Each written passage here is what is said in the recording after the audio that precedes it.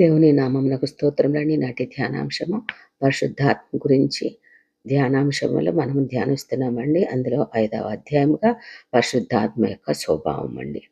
దేవుని త్రిత్వముతో పాటు పరిశుద్ధాత్మకు అదనముగా ప్రత్యేక స్వభావము ఉన్నదండి. ఏమనగా స్వభావము అంటున్నారేమంటే ఇక్కడ ఆయనను అభివర్ణించే మౌలిక యోగ్యతలు పరిశుద్ధాత్మ గురించి బైబిల్ బోధించేదేమనగా ఒకటి పరిశుద్ధాత్మ యొక్క స్వభావం ఏమనగా మొట్టమొదటిగా సర్వంత్ర్యామి అనగా ఆయన ప్రతి చోట ఉన్నవాడు.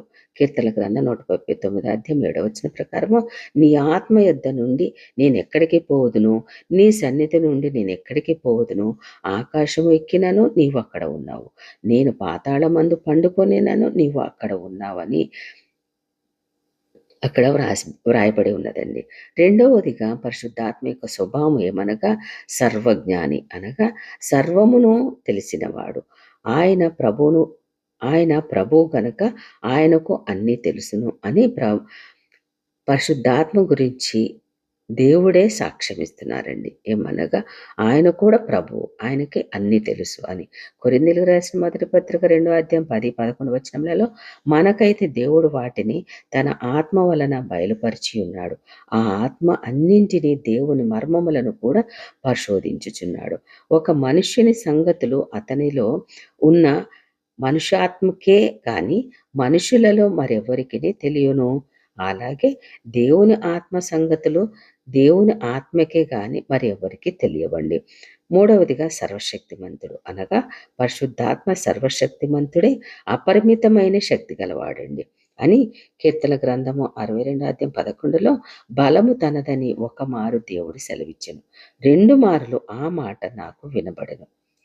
బలము నాది అని పరిశుద్ధాత్ముడు అంటే దావీదు మహారాజు అంటాడు, బలము నీదే కాని నాయన కృప కూడా నీదే కదా, ఆ కృప కూడా నాకు ఇవ్వు అని బలముతో పాటు ఆ పరిశుద్ధాత్మ యొక్క బలముతో పాటు నాకు కృప కూడా దయచేయమని అక్కడ వేడుకుంటాడండి.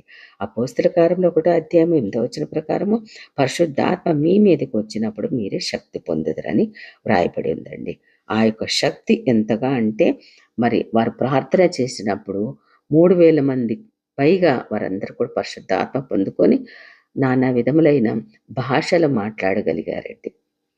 అదేవిధంగా 4వ మాట నిత్యుడు. పరిశుద్ధాత్మ స్వభావములలో 4వ మాట నిత్యుడండి అనగా ఆయన ఎల్లప్పుడూ ఉండువాడు, నిత్యము ఉండువాడు. ఆయనకు ఆది అంతంలో లేవండి. తండ్రి అయిన దేవుని వలె క్రీస్తు వలె ఈయనకి కూడా ఆది అంతం అనేది లేదండి.